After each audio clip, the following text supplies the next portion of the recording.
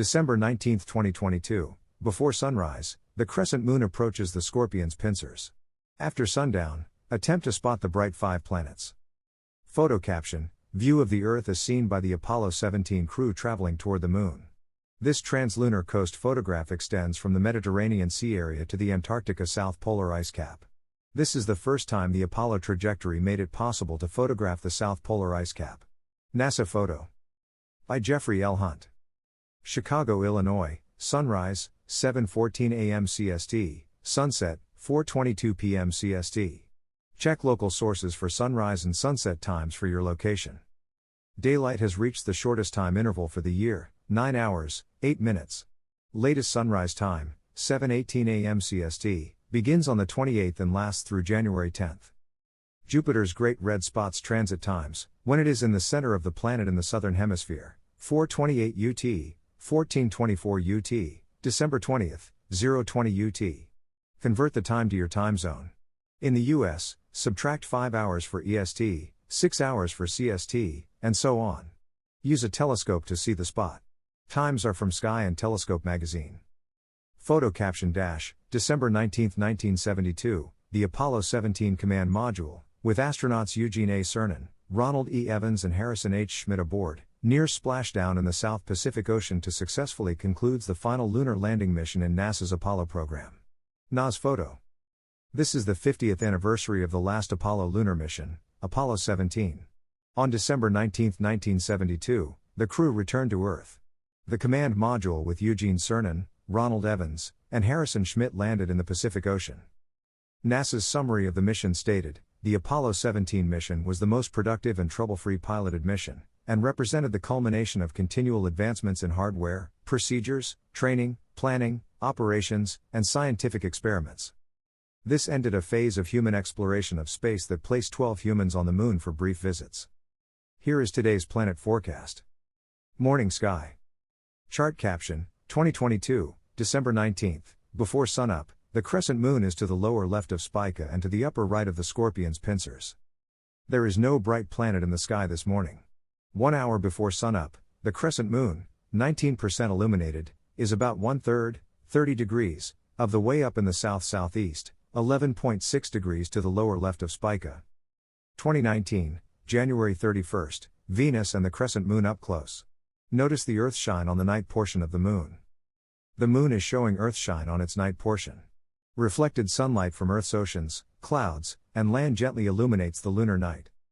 Note the Scorpion's pincers, Zubin al-Shamali and Zubin el-Janubi, about 10 degrees to the lower left of the lunar crescent.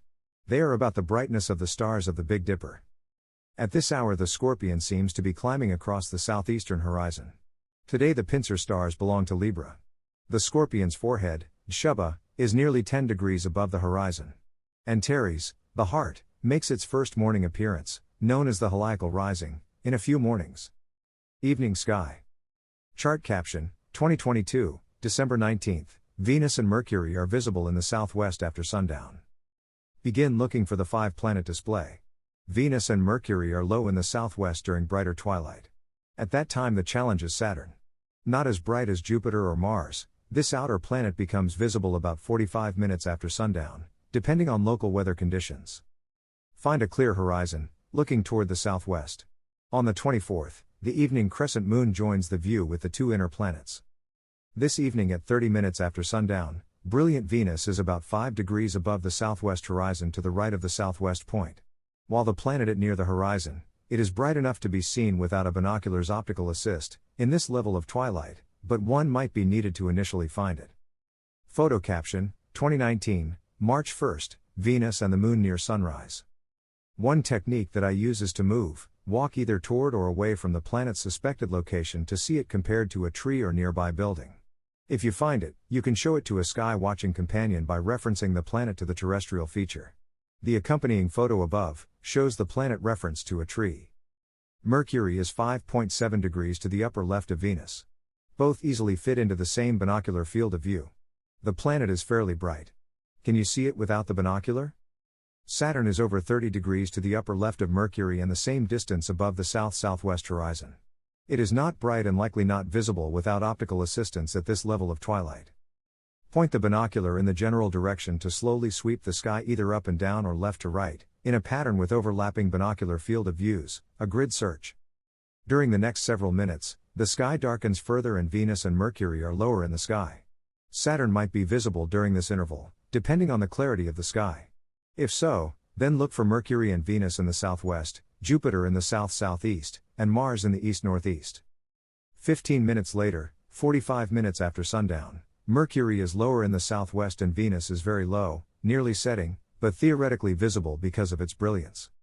Chart caption, 2022, December 19, 45 minutes after sunset, Jupiter and Saturn are in the southern sky.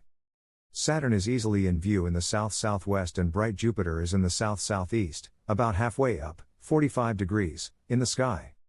Chart caption, 2022, December 19, after sundown, Mars is in the east-northeast near Aldebaran and Capella. Mars is in the east-northeast, over 20 degrees above the horizon. The red planet is 8.3 degrees to the upper left of Aldebaran and over 20 degrees to the lower right of Capella. Mars is considerably brighter than the two stars. During the next 2 hours is the best time to spot the three outer planets, before Saturn is too low in the southwestern sky. Jupiter, NASA photo. At 6:20 p.m. CST, Jupiter's Great Red Spot is in prime viewing for sky watchers with telescopes, at the center of the planet in the southern hemisphere. From Chicago, the planet is over halfway up in the south and in a good viewing location across the Americas. By tomorrow morning, all the planets are below the horizon. The crescent moon is below Zubin el-Janubi.